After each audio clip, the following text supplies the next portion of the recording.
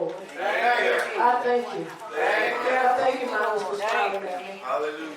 And I thank you, Grady, for smiling at me. That's family. I know they're praying for me right now. I thank you, Lord God. I thank you. I thank you. I thank you. I have a short word today. Amen. A short word. I'm like Sister Marley. I didn't cook either, but somebody did. All right. Amen. Okay, I'm going to go to Genesis 15:1 if you want to. And I'm just going to share the first verse of that chapter. And if you want to stand, you can stand. If you're able to stand, we're just going to read that first verse. Amen. Amen. After these, okay, if you have it, say amen if you have it. Amen. Amen. I see a lot of amens. So thank you, Lord. Amen. It says, after these things, the word of the Lord came to Abram in a vision, saying, fear not, Abram, I am thy shield and thy exceeding great reward. Amen. You may take your seat. Amen. That's it.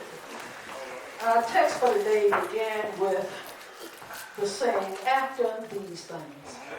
So when you hear that, you know that there's some things that happened for Abram, to Abram, as he got to this point. After these things, so we'll have to go back a few chapters and uncover what Abram went through that brought him to a place where he needed a word of comfort from the Lord. Abram was chosen by God out of a pagan country. Out of a pagan country, God went in and found the best person for the promise that he had.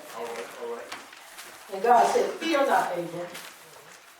Why would God say fear not? Probably because Abram was fearful. He had something to be afraid of.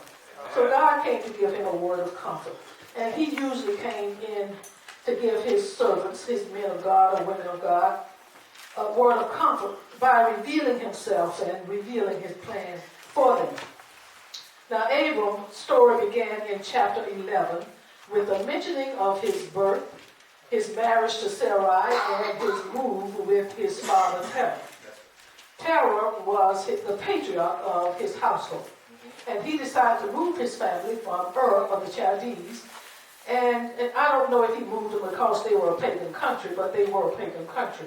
But he left, taking his son Abram and Abram's wife Sarai and his grandson Lot. He packed up all of his possessions and he moved to Canaan and settled in Haran. And they stayed in Haran until Terah's death. Now you say something to the person next to you and say, there is a divine surprise in this travel package. There is a divine surprise in this travel package. Abram was in his father's house from the time of his birth until he was well into his 70s. He was 75 years old, scripture says, when God spoke to him the first time. He was grown, married, still living under his father's rule until he was well into his 70s.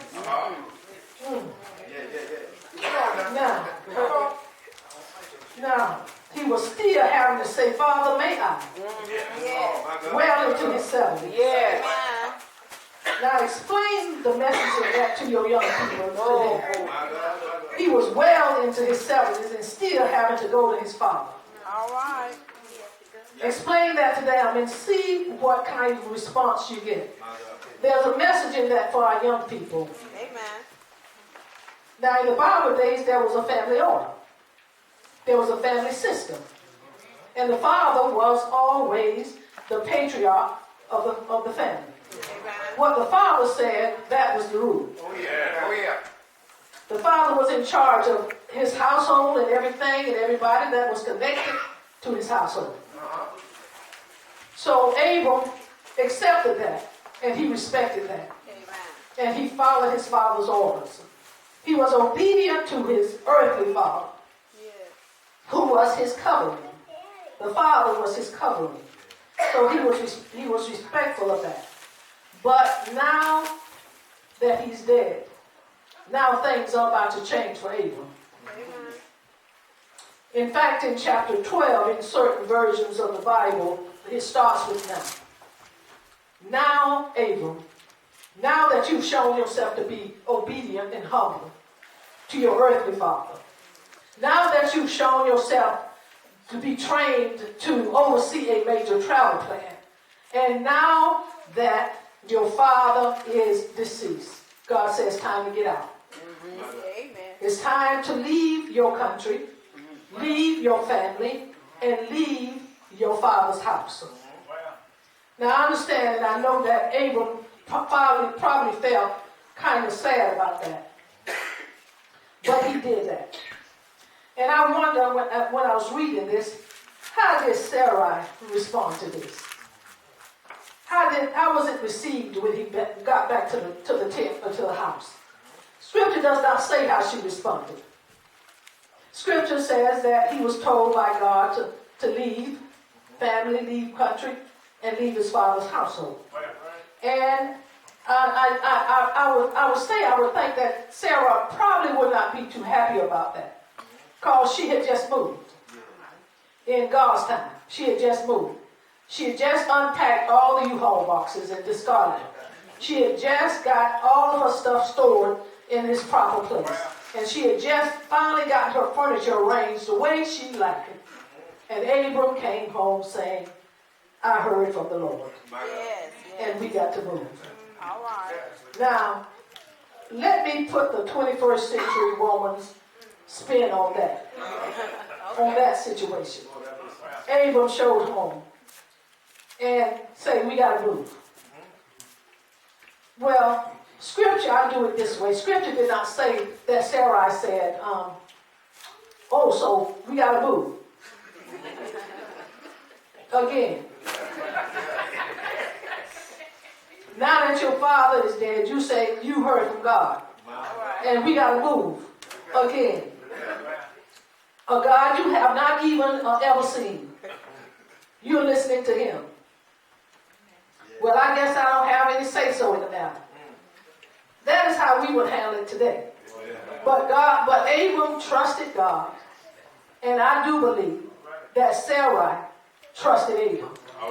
Because Scripture did not say that she had any objection to what Abram was planning to do as he was commanded to do it by God. That just shows us that sometimes, if not all the time, we need to be available to hear from God ourselves. I do believe that God was talking to Sarah also. I do believe that she was hearing from God in a different way maybe, but she was hearing from God. That's right. Now, chapter 12 is the pivotal chapter of this whole book. It's the pivotal chapter because from this point on, God had his attention on Abram's and Abram's household, and also on his plan for a chosen people and a chosen land. God had turned his attention away from the rebellious humanity. He had turned his attention away from the people that he scattered after the battle incident. He had turned his attention away from those people that was involved in Battlegate. And now he had his eyes totally on a chosen people and a chosen land. And Abraham was in that promise. He was important in that promise. Now God told Abram, as I said before, to get out of your country. Now why did he tell him to leave that country? That was an idolatrous country. That was a country that did not serve the true God. So he told Abram to get out of that country and get away from your family. You got to leave your family, Abram. You got to get away from those idolatrous people. Because now I don't want you to be involved in anything that's going to tempt you away from the true God. You got to leave your uncles and your aunties. You got to leave your sisters and your brothers. You got to leave your nieces and your nephews. But you don't have to leave Sarai. Because Sarai is part of the promise. But Lot was a different story. Lot was a tag-along. Lot was a distraction. Lot was a after these things incident. So Abram, you have to leave your family.